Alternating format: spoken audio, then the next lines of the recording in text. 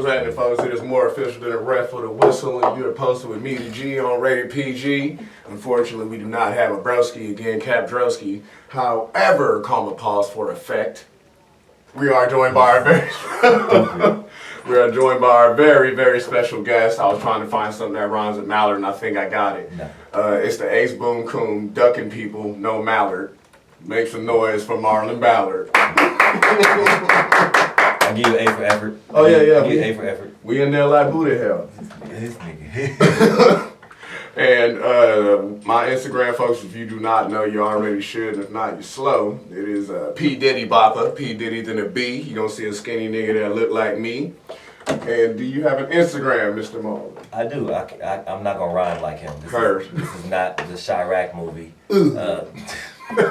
It's Marlan Comedy. M-A-R-L-A-N Comedy. All one word, no spaces, no dashes, no nothing. Underscore. Nothing. Not one Marlan. I'm simple. I'm simple. I don't know why people do all that. And they do all that is because they lack originality. They do. You know. I don't need all that. I'm trying to get on stage and get off. Marlan Comedy. That's it. I was about to say, hit them niggas with that LeVar Walker. I just want to do my fives. I just want to do my five. LeVar Walker. LeVar Walker. And shows coming up today is the 18th? Today's the 18th. 18th. Lion King comes out tomorrow. That's crazy. What's today? Thursday? Actually, tonight. It do at midnight. No, 8. 8? Ooh! Yeah. Yeah. Oh, man. I might actually go watch that one in theaters instead of bootlegging it. I'm gonna wait. I'm gonna wait. I'm gonna wait about a week. Just for me being a 90s baby, I want the cartoon will always have a place in my heart. I really don't care to see live action because pretty much it's just a Narnia movie. Right. Ah, damn. It's pretty much that, the Jungle Book, everything they remade with animals is just a Narnia movie. I want to see how they gonna do Mufasa in the movie. Like the same way they did him in the cartoon. I wonder if they gonna show him like getting world starred by a bunch of antelopes. If they don't, then it's a waste of production. Because it's live action, so I want to see injuries. Right, I want to see that shit. The thing that pissed me off about this Lion King is they brought back Mufasa, James Earl Jones, cool. But I don't want to hear the dude do Scar. Where's the regular Scar at? Oh, it's a new one? Yeah, this is a black guy from I forgot where he's from, but he's in a couple movies you've seen. I think he's the dude from 12 Years a Slave. It was him. I know you're talking about too. Yeah, it's him. I keep wanting to say Chadwick Boseman. It's not. But it's not. No. Chadwick would have. I am the Black Panther now. I'm like, your name is Scar. No, my name I am the Black Lion. I am T'Chaka. That's me. T'Chaka. It's hilarious. But tomorrow I have a show. You Got Time on the 19th. That'd be the Village, right? Village Theater. Yeah. Out of 1,000 comedians, we have 10 in the finals. I failed that competition 8 times, been booed off stage twice there, but I'm gonna get back in there. You got booed at the Village Theater? Yeah, that's the whole show. They boo you to get you off stage because you can do as much time as you want until they slow clap when they're tired of your jokes, and then everybody just keeps clapping. So if you're good and they want you to keep going, you just do the whole night? Slick, cause I remember the first show. This was hilarious. Keith Vance went first. And he would at 3 minutes. Everybody gets a guaranteed 3 minutes. At 3 minutes, they dim the lights off and on and let the crowd know it's been 3 minutes. So at any point after that, they can just start slow clapping if you're not funny. So how many claps do you need to get off the stage? It has to be like a collective thing. Okay, so it can't just be one nigga. Right. Okay. I was about to say that's some hating ass shit. It really is. Keith Vance went up first. I remember the first You Got Time. They dimmed the lights at 3 minutes. And he was like, all right, cool. So I'm in an interracial relationship. My girlfriend's white, and everybody just started clapping.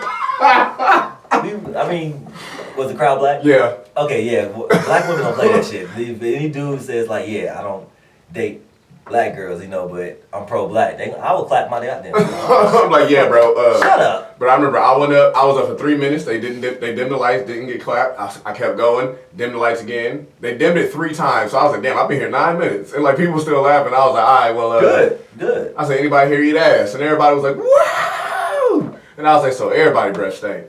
Silence. Resounding silence. And I was like, all right, well, and I said that to Hey, I was the one spread eagle on that stage. I'm like, y'all eat ass? All right, come on. Come here, see? Let's spread these cheeks. Y'all say y'all eat ass, then prove it. And you see, I don't do crowd work, and I should, but I don't. That's something you gotta build up to learn how to do. Because you don't want to get on stage and start crowd work, and they be like, Okay, moving on. Like, you know, that's embarrassing. It happened to me at Relapse. First time. That's a bad example of crowd work, but I was like, what do you do for a living? This dude in the front row, and he was just standing with his arms folded. I said, what do you do for a living? He was like, fuck off. Okay. All right. And I said, like, everybody laughed or whatever. I was like, this is why I don't talk to people. And he was like, well, I said, it's over. And then everybody started laughing. I was like, I don't want to. I would have roasted his ass. That's the thing. I'm very roastable. I'm kindling for a fire, if you will. So, you know, me trying to spark something up with somebody might just burn me too. Well, I mean, you said you're roastable. I mean, all ugly people should know how to roast. Oh, yeah, 100%. You got to be built different. So why don't you know how to roast? See, I do. I'm just good for like 2 or 3. I'm not Mr. Rapid Fire. You need to build up to that. Yeah, one day. I will tell you, I'm immune to the hurt of being roasted. You sensitive? No. Like, I could get roasted all day. That's not the issue. It's just me coming back. They like, you just let this nigga cook you. After about 2 or 3 times of somebody going in, like, you just got to be like, I'm going to take this L. No, I'm going to let you burn out. And then while you talking shit, I'm like, okay. All right. So I'm like, you done? You done? Kevin Hart's like, are you done? Okay, so now I'm about to roast your ass. You have nothing left. You said everything you had to say. I'm about to get on your big buttermilk biscuit head ass. I'm about to get you now, and there's nothing you can do. There's nothing you can do about it. But they booed me right after I said I don't need ass. And Tyler Chronicles was there. They booed you after you said you don't eat I don't eat. I was like, yeah, I don't need ass because I said my granddaddy was a crackhead. And he said, don't ever eat something that's gonna get up and walk away. And I listened to him. And then they were like, they booed you for not. They just started clapping, yeah. Then Tyler Chronicles went up right after me, and he was like, Piere, I'm gonna be real with you, nigga. He was killing for like 9 minutes, but they didn't boo you off stage because you said you don't eat ass. They booed you because you lying about eating ass. He said, look at your lips.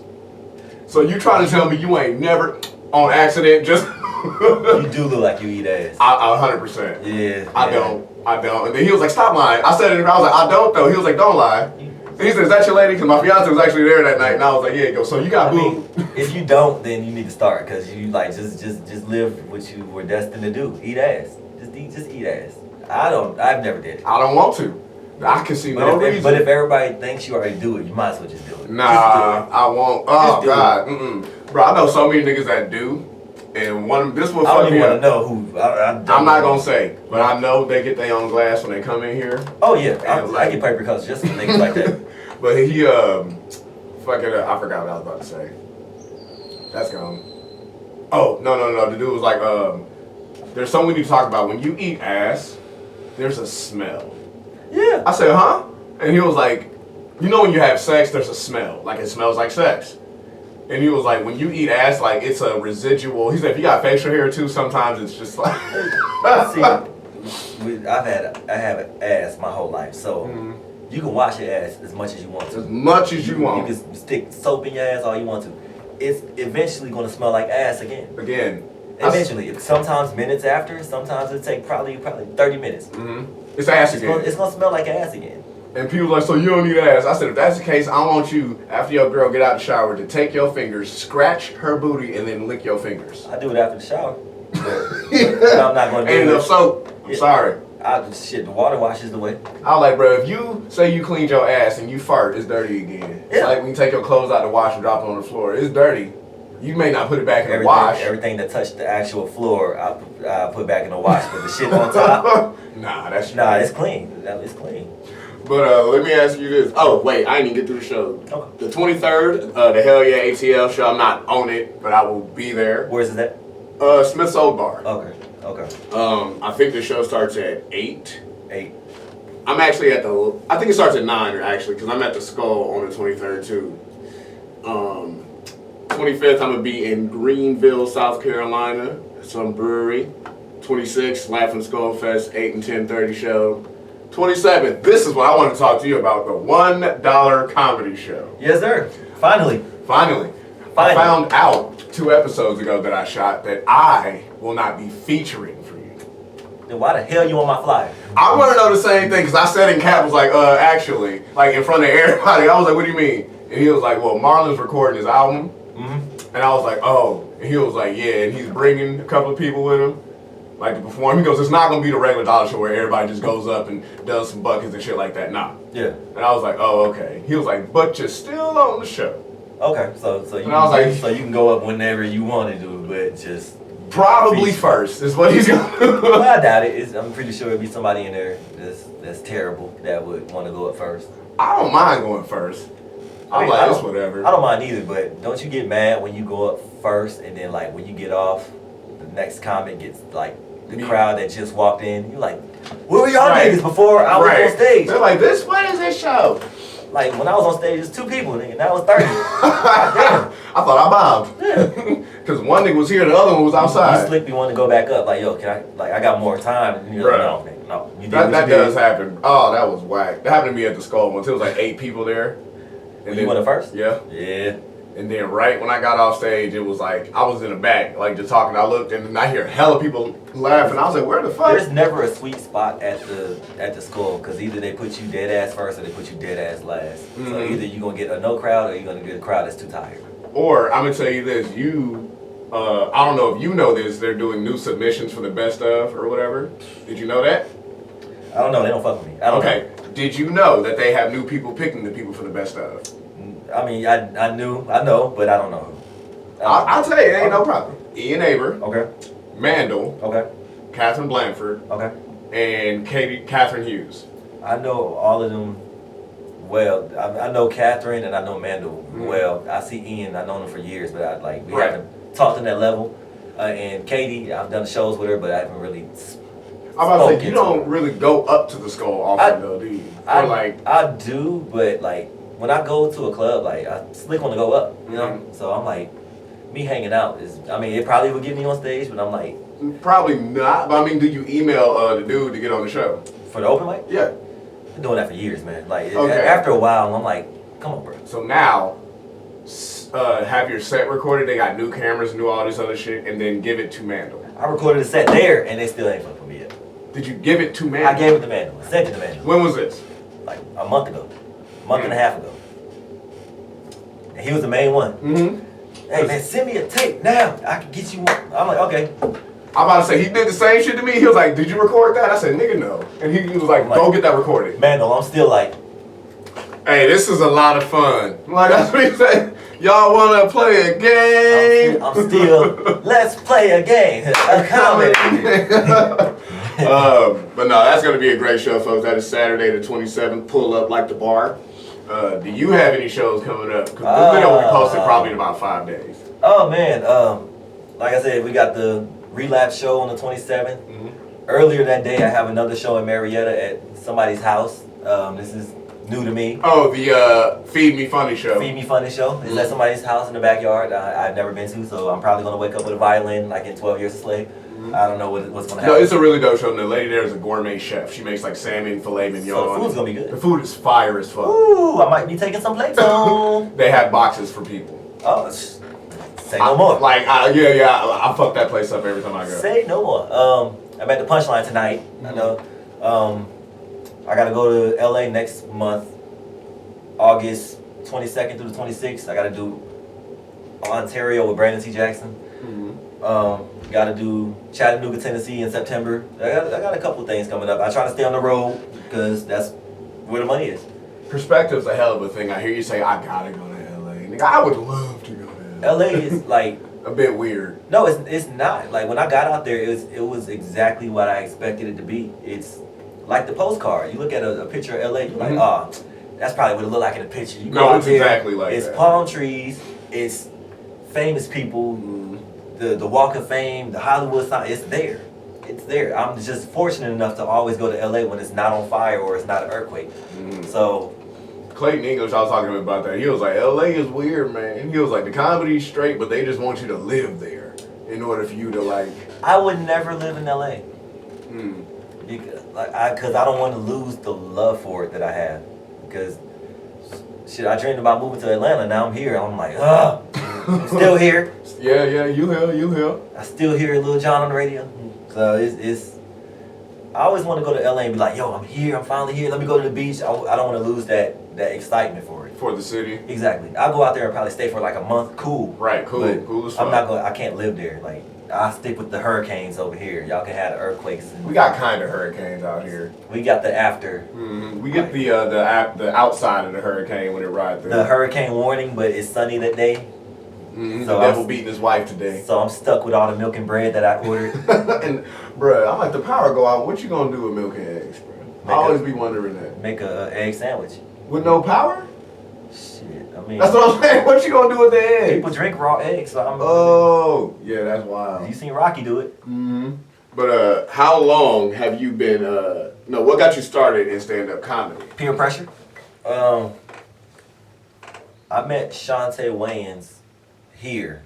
I used to be one of them reckless dudes on Twitter, just on there going in on people all day, whatever. So she came across my timeline, and I'm like, yo, she said she had a show. I'm like, I've never been to a comedy show. I'm like, I'm gonna go check her out. I'm like, because for the main fact that like, yo, the Wayans is like one of my biggest influences. So I'm like, shit, I get to meet one. Let me see how she is in real life. And I met her and got bit immediately by the bug. I didn't want to go on stage immediately, but I was like, yo, this comedy life stuff is cool. I'm like, yo, they're making me laugh. I said I can do it, but I was like, I can never go on that stage. I'm like, yo, I'm shy. I can never do this ever. So every time she had a show, I was there. How many shows did you end up going to before you got on stage? Hundreds. Like I camped out at Uptown for about a good 6 months before you went on stage? Before I built up the nerve to go on stage. I was just there meeting famous people. Just, hey, yo, Bill Bellamy's here. Yo, Capone's here. Yo, here comes Joe Torre. Like, I was meeting all of them and just camping out every day because they was giving out free tickets. So I'm like, it's a free show. I'm like, why not? Right. So I went there, camped out, and then Shantae ended up moving. She moved back to New York or LA, one of them. So I was just going to the club by myself. And then she came back, and I was like, somebody talked me into getting on stage. And she was like, dope, I'll be there. I'm like, fuck. No. So I went and bombed. My first. Where was it? Uptown? No, this was not. We weren't even at a club. We was at Stars and Strikes in like one of the little party rooms. Somebody, Professor Ray Grant had a room, and I went and did it. And Dirty South was there, and Shantae Wayans was there, and I bombed. I bombed terribly. Did 2 minutes of 2 minutes of rambling, and then she was like, "You'll do better." She was like, "This is your first time. Like, don't beat yourself up." I'm hosting Punchline in 2 weeks. Get yourself together, come back, and I'll put you up. Second time I went on stage, I did a lot better. I got a lot of laughs, and more laughs than I expected. So I'm like, yo, I can do this. And ever since then, consistently, I haven't quit. Ever since then, I've been on stage consistently. Yeah, I see this man Marlon everywhere. Look like, hey man, you're fucking killing it at Star Bar, bro. And what's the crazy thing is, today's the 18th, right? The July 20th is actually the day I started comedy 7 years ago. 7 years. So in 2 more days it'll be 7 years for me. And it's hard to believe. I'm like, damn, 7 years? I'm like, when I moved here, I was supposed to go to school. I dropped school and started doing comedy. I mean, that works out. It seems like you're happier. The college dropout. I'm the Kanye of the comedy the Kanye of comedy. The Kanye of the comedy world. What was one of your most memorable bombs? Or the most memorable bomb? See, me, I really don't get the bomb like that because I'm too anal about Okay, hold on. I meant to ask this. What is your definition of a bomb? Before that question, is what I wanted to know. When you get up there and you just ain't on your A game, and you're rambling, you're stuttering, most crowds smell blood. When they see you about to lose your shit, they're like, uh-oh, here we go. Everybody look. Tune up the booze, y'all. Luckily for me, I've never been outright booed. See, there's a difference between bombing and being booed.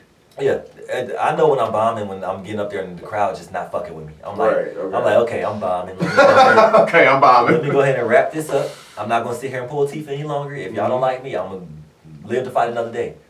But yeah, I've never been booed, but I think silence is worse than getting booed. Yeah, and I've got the silent treatment a couple times. It don't feel good when you start hearing the silverware hit the plate. But you hear people scooping the ice in the back. You hear the talking getting louder. I'm like, yep, I'm gonna go ahead and chop this one up, chalk it up, and just come back and fight to live another day. But it's worse when it's other comics there in the crowd seeing you bomb, especially when you do good all the time. They can't wait to see you bomb. Oh yeah, they want to see. So they're like, oh, we've been waiting for some dirt on this nigga. Here we go.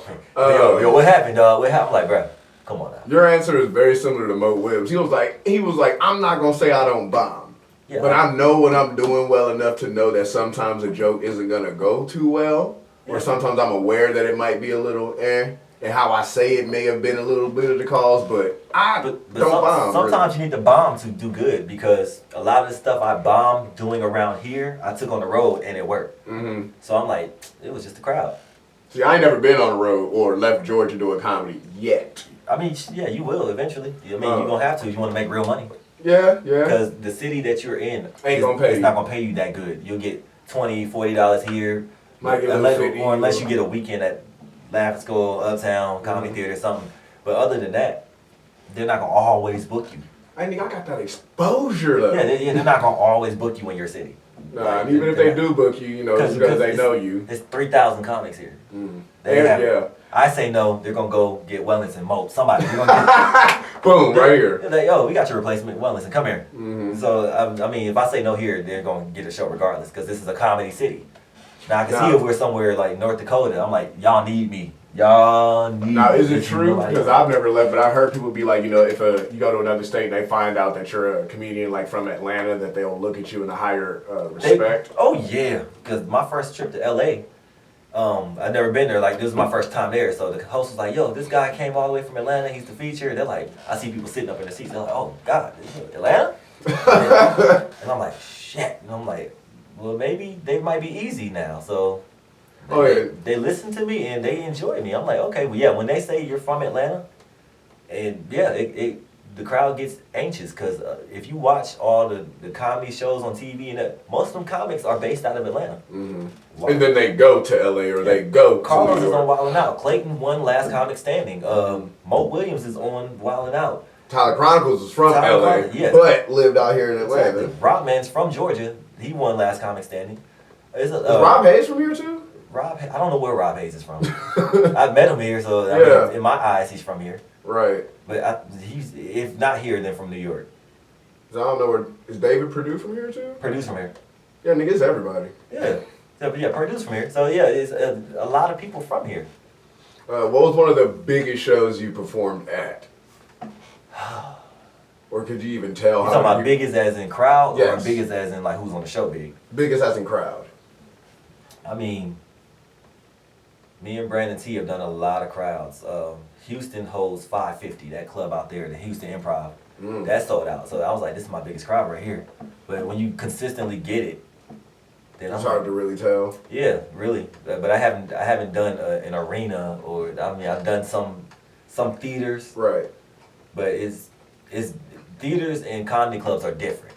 Because somebody else said the same thing. You can kind of trick people into laughing in a bigger room, or like they'll hear somebody else laugh at something and they kind of echo. Yeah, because theaters are set up different. Because like you think you're bombing, but you're not. You just gotta wait for the laugh to hit you back, because you're in a bigger space, so those laughs are not gonna hit hard as you are in a comedy club. Right. So I'm like, damn, I'm bombing, and the laugh came back. I was like, oh, okay, I just gotta wait. I gotta hit you with the punchline and then pause and then, okay, I hear y'all, got y'all. Because Joe Rogan said that on his show. He always talks about the skull. He was like, at the small clubs, rather are better than arenas in some places, because you can't fake laughs in a small. It hits you in your chest. Mm-hmm. Like, okay, I felt that laughing skull. I'm like, okay, got y'all. Right, I felt that. Or you really hear the silence in places like that too. Like, yeah, let me make this Long Island.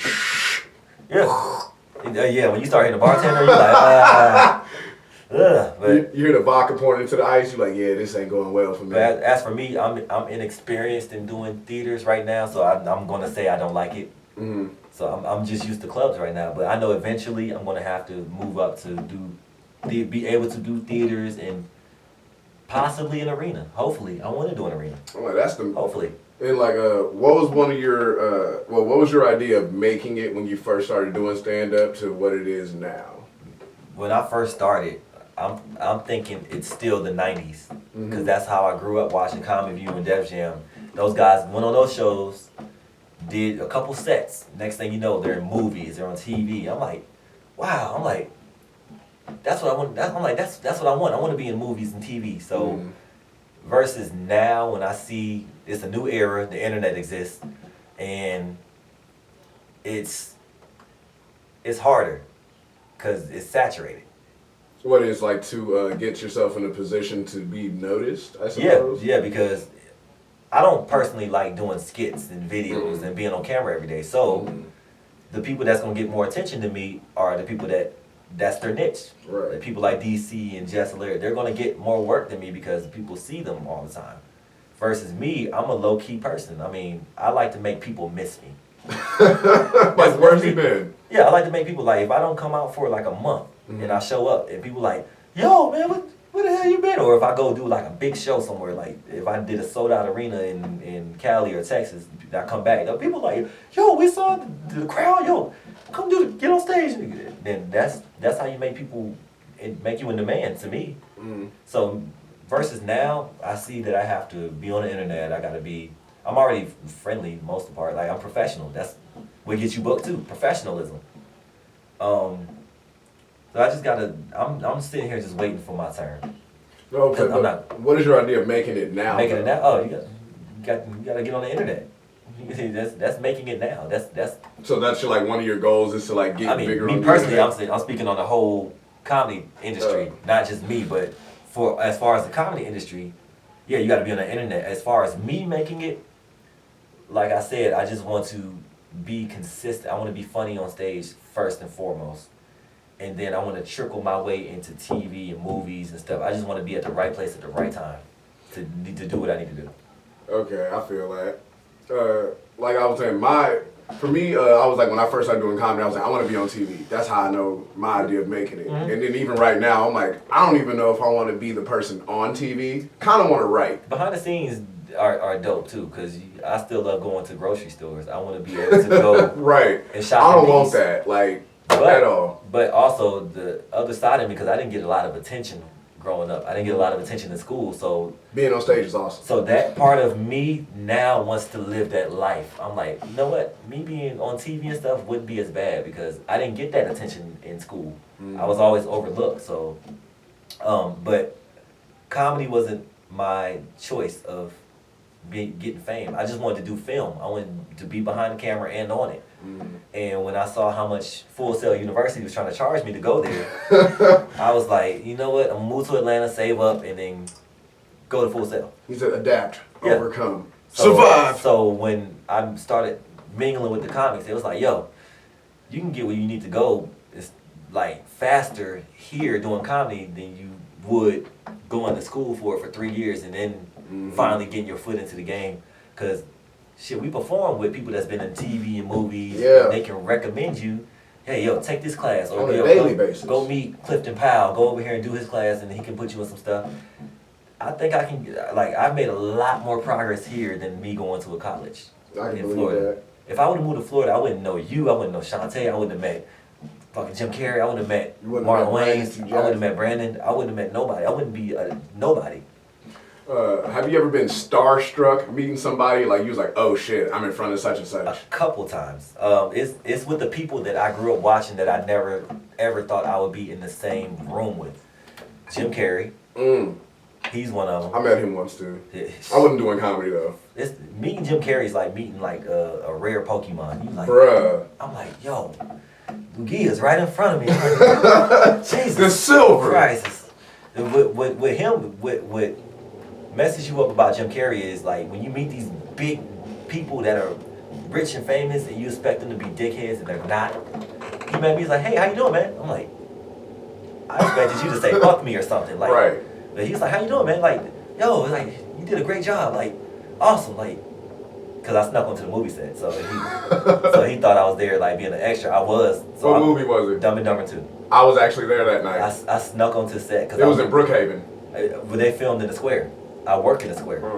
So they filmed in the square, and I looked like the rest of the cast and crew. So I just flashed my work badge, and they was like, you're good, go ahead. I'm like, what the fuck?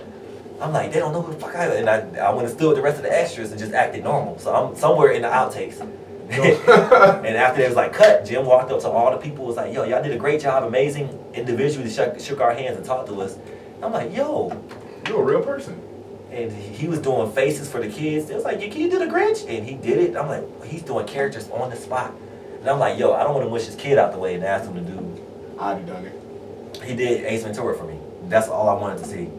Him, I was starstruck when I met him. Martin Lawrence, Dave Chappelle. Yeah. A lot of people met Dave. They was like, yo, that nigga was hammered. But when I met him, he was awake. Like, he was aware because he was doing 7 shows at the Tabernacle. And you would think after doing 6 shows back to back, you would be tired. He went back to the green room, pulled out his phone and started DJing. And his phone was hooked up to the speaker system. So he's just DJing Tribe Called Quest, mixing it with De La. I was like, this nigga's a hip hop head.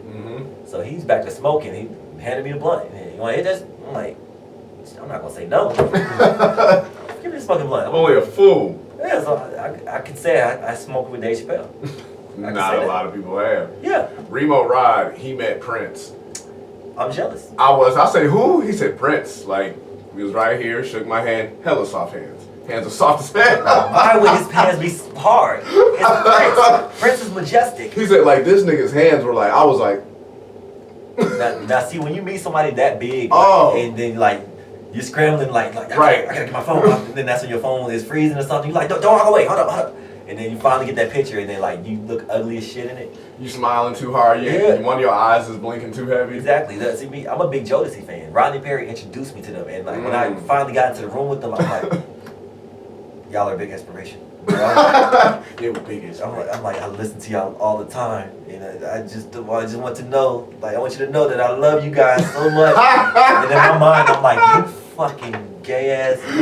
That nigga gay. Yeah, so I'm like, but I don't get starstruck as much anymore because I've met those people, so I know how to act accordingly around them. On the inside, I'm like, oh my god, but then on the outside, I'm like, what's up, man? Hey, what up, dude? Yeah, so you just gotta know how to act around those people because I've seen celebrities come around and other comments be like, right. I brought you, yo, say something for my family. Yo, my mom on the phone. I'm like, bro, come on. He about to walk away. Look, Chris Rock walked away. Look what you did. You didn't fuck the whole shit out. People go up to Chris Tucker like, what up, Smokey? Like, all right, he about to dip. Oh, yeah. Chris Tucker hates that shit. He hates that. The first Smokey, he's like, all right, man, yeah, I'm smoking. And then after you keep calling him that, he's like, all right, see how later. So we got about a minute and a half left on the end of the episode. Okay. What was something that you wish somebody would have told you when you started doing stand-up comedy? I wish they would have told me that I didn't get into this for money, but I wish they would have told me, like, how shady the fucking comedy business is. Yeah, it's very cliquey. The clubs are the most fucked up people. And then the people that work at them. Yeah. Yeah, the clubs are horrible, and also, like, the people that are independently ran, the comedy promoters, they're shady. So really, if you don't know the business, you will have your own unsung episode. Unsung hero? Yeah, unsung heroes. You gonna be an unsung hero because they will fuck you over so bad, and then at the end of the day, when you're like, all right, where's what I'm owed? They're like, they're sitting there counting your money, like, in front of you. What you're owed? Okay. And so pretty much you have to know the business. Don't hire nobody to do stuff for you. You don't even know how to do it. Yeah, do stuff yourself. Learn it yourself and put people around you that you trust. Right now I do everything on my own because I'm like, yo, there's no use to having a manager or a middleman because I have to pay you everything that I make.